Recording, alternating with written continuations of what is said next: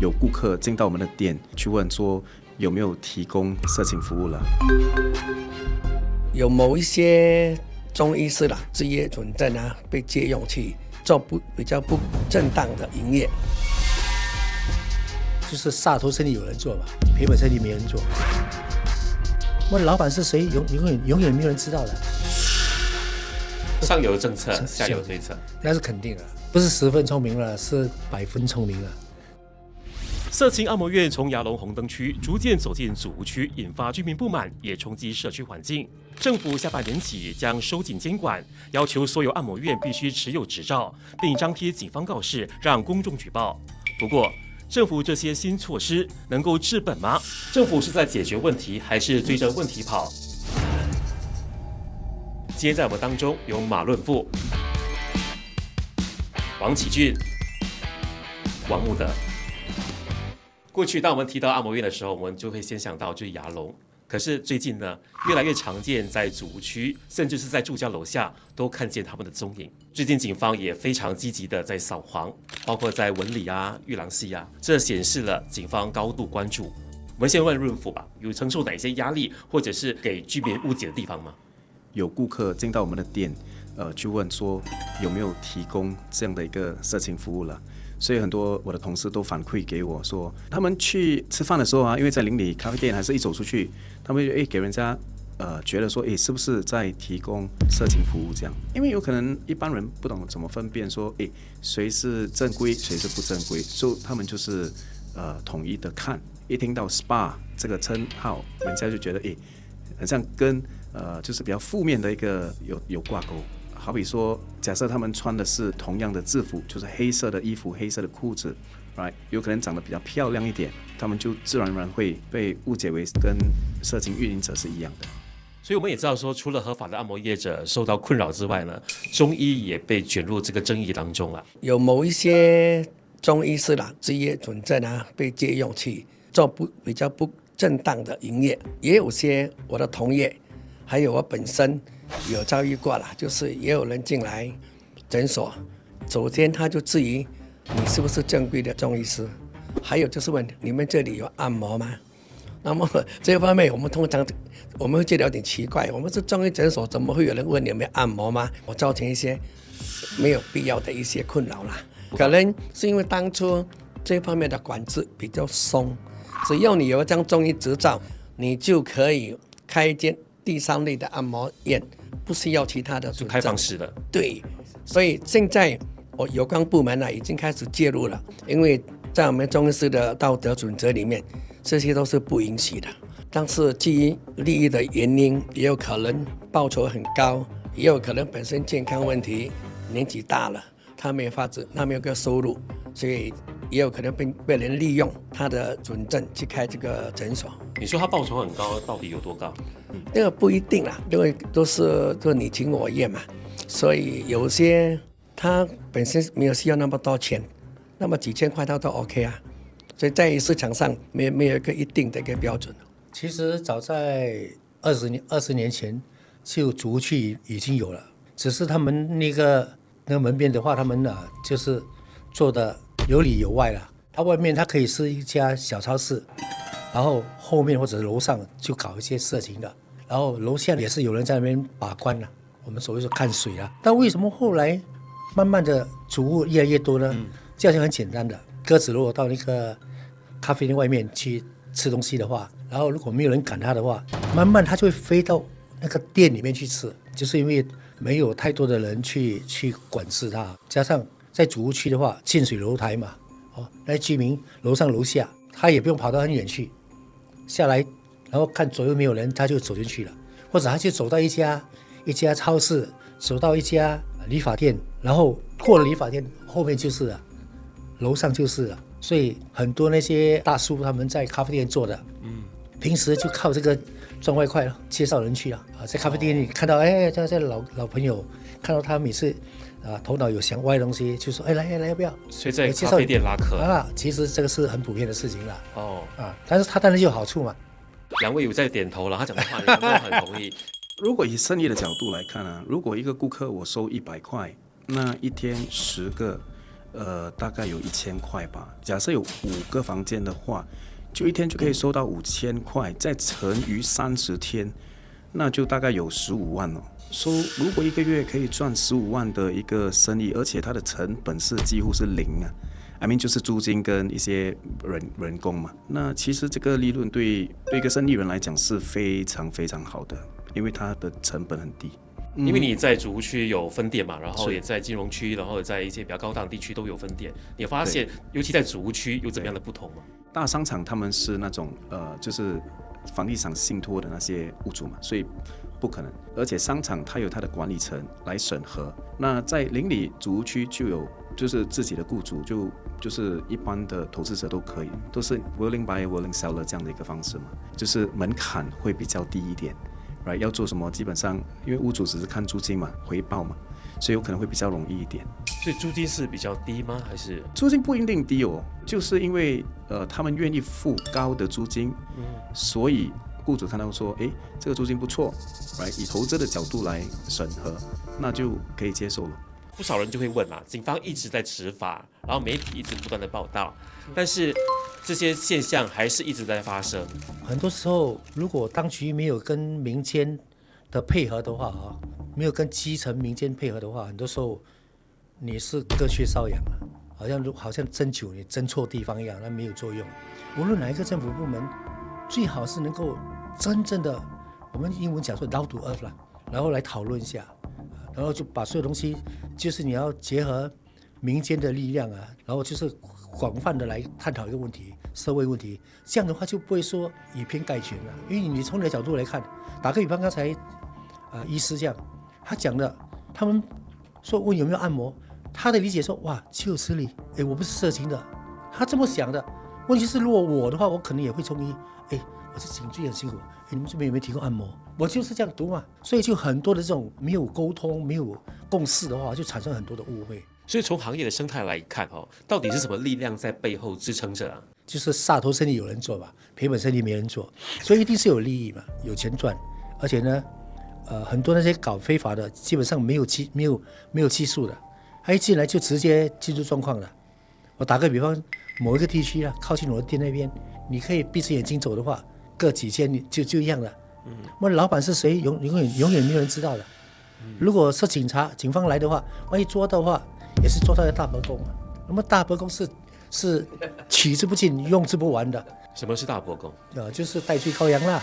比如说这个执照放某某人的名字，其实这个人可能就是一个退休老人，还是干嘛的。那每个月没事，你就1500、2000块，你就拿去用。那有事情的话你就去坐牢了。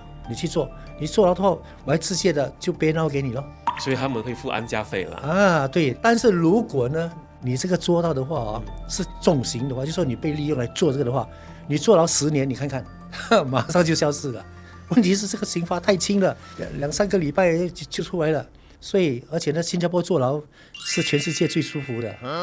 是吗？因为我曾经在当监狱的义务的那个辅导员嘛，也在监狱里面教做面包，所以我很清楚的。像按摩院的所谓的大伯公跟中医馆的大伯公是一样的吗？不太一样，不一样怎样不一样？不太一样。中医师我们没有大伯公啊，中医师就是中医师嘛，他也是为了生活啦。有些被人利用，或者人家有人找他说，你反正年纪大了，你退休了没有收入，你的中医师执业准证借给我开一间诊所。有些是懵懵懂懂，也是就是装疯作哑啦，就是有些可能知道了，但是他又碰运气，或者说反正有没有很少人被抓，即使被抓罚款也不重，所以就是有这种情形在发生。我这位老友呢，他是比较正派的人我是有点邪啦，所以我就跟他说一下，我跟他不一样，他是专注也在救人那我真的天性里面有一点好奇心，所以每行每业东西的话，我都去打探一下。那我所知道的就是中医的话就是这样。我举个例子，那中医如果没有什么生意，或者是已经退休了，然后怎么样呢？这一家非法经营的，他就说来，你来这地方，我前面这个前面就给你去当中医，免租金就是你开了免租金然后我后面就做我的了。这样的话，人家进来的时候最起码门面是没有一个把关嘛。我前面还做一个在把关嘛，如果觉得不对劲的话，只要按一个钮，后面就怎么样就怎么样了哈。你应该去想象。所以是违规业者，他租下那个店面，然后请中医进来。对，哦，其实这个是比较普遍性的。它会影响正规，就是我们这个行业的一个形象，right， 就对我们就有一点不公平了。你们的成本比他们高多少？首先申请这个执照，我们也要申请那个消协的认证。那我们是申请到最高，为什么？就是要符合他们的要求，因为 Case Trust 它的条件啊，这些东西都很苛刻，所以我们都很配合，很符合。那警察那边按摩执照的那个条件也是很苛刻，举例说，要连你的制服，连你的名牌号，连顾客谁进来，你这些小小的东西都要登记，而且你的门是不可以锁的。我们几乎的顾客多数就算是女性的话，我们也是去申请这样的一个执照，为了要把这个行业跟专业做得好。要成为一个中医师，你必须要读5年到7年的课程，你要需要一个考核及格，你才可以拿到一张中医师执业准证。然后每2年，我们必须要上中医知识教育课程。你要满50分，你才可以更新你的中医执业准证。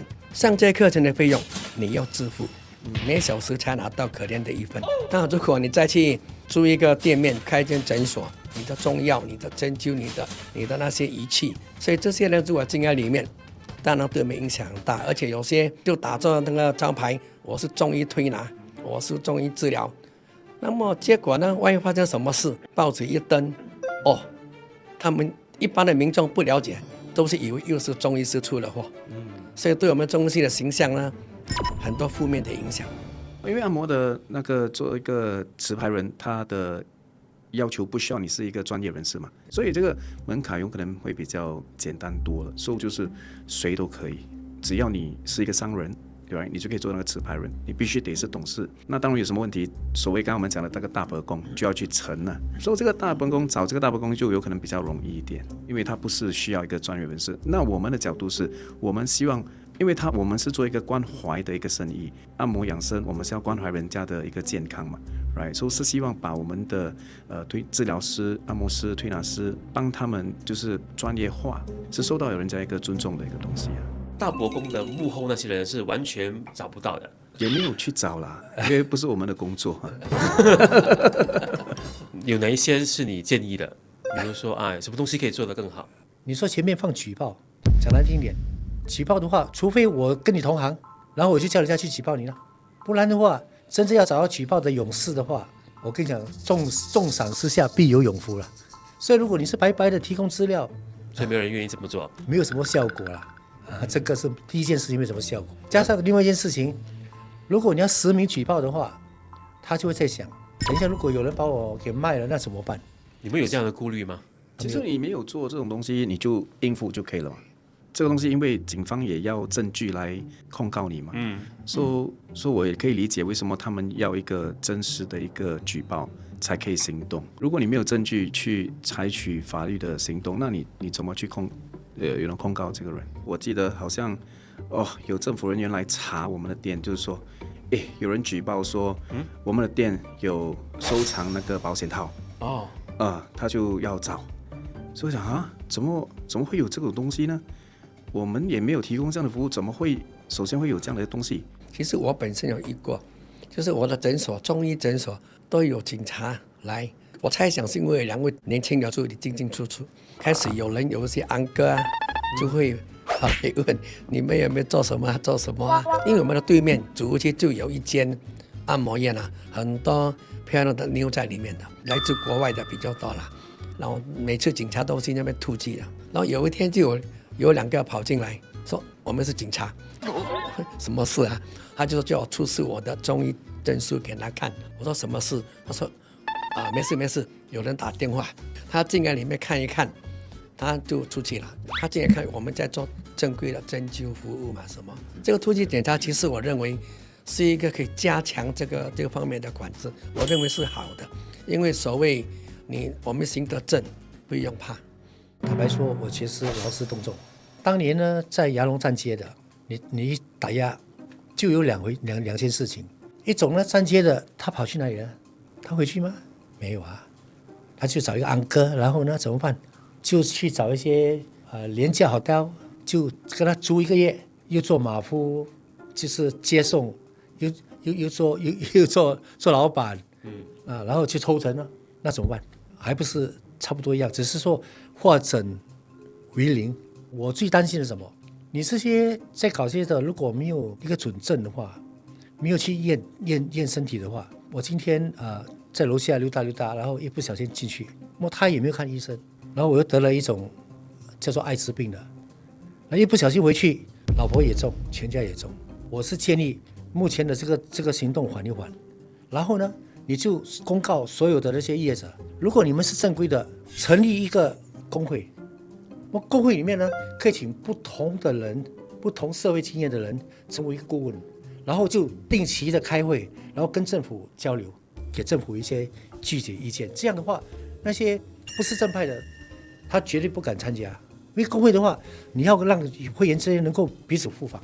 打比方说，如果我是工会的一个顾问，那我就随时能够到他的公司去看，不用通知他，我可以到他中医那边去看他在干嘛。可是工会，你看有中医协会，有按摩协会，有这个协会，这么多协会，谁来做领头羊 ，right？ 谁在做领导？其实政府的它相关可以有一个议员，有一个什么来 hit 这东西，然后这是国家的一个为了整个国民的好处嘛。公众要怎样分辨啊？怎么样区分到底它是一个合规格的，或者是一个？我是觉得，如果说你能够有一个认证啊，我很知道它是正规的，就发一个那个证书在它的那个外面，那是最好的。如果没有的那些，就是他自己本身心里有数，这样的话就比较容易让民众能够分辨。那么执法单位的也不用劳于拼命，就是收到 complaint 就去，然后去莫名其妙去到一个正规八百的去那边浪费时间、浪费精力。我是觉得是这样，是比较能够立竿见影。现在如果没有的话，有些做的比较明显，他们的装修会当然是比较暗的，有那种 LED 灯的 ，right， 很明显的，那个墙纸是连的黑黑暗暗的，那个就有一点明显啊。那假设这个就很容易分辨。我也希望说正面的新闻也有，就是提倡那些好的经营者 ，right， 让民众知道好的经营者他们在做些什么。所以这个东西我是希望把这个专业的形象可以提升上来。下一步我们是希望他能够对只有中医师资格的才可以使用中医的字眼这一段，我们就希望中医管理局能够发挥更大的它的那个效用了。还有就是，当有时候有某一些负面的新闻报道的时候，出面就是帮我们维护我们这个形象。不过，如果政府的管制太过严的话，还是百密一疏的，他们自然会有一个生存之道啊。上有政策，下有对策，那是肯定的。特别在这些业者的话，不是10分聪明了，是100分聪明了。政府加强监管，居民积极发声，两股力量是否能有效遏制乱象，还有待观察。毕竟，良好的社区环境需要大家共同守护。色情按摩院的问题真的能解决吗？欢迎您在下方留言。感谢3位的出席。